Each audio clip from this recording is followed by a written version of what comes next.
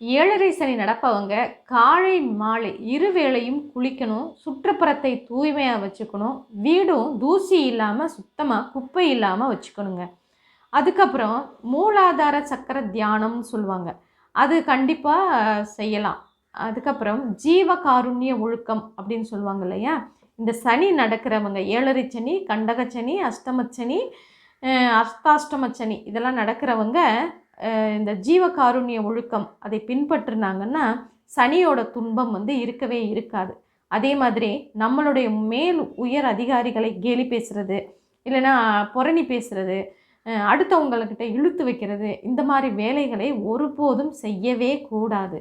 ஏழரை சனி நடப்பவர்கள் மிகவும் அன்றாட கடமைகளை சரியாக செய்ய வேண்டும், கவனத்துடன் செய்ய வேண்டும். அதுக்கப்புறம் உடல்நிலையை நல்லபடியாக பார்த்துக்கிறதுக்கு என்னென்ன செய்யணும்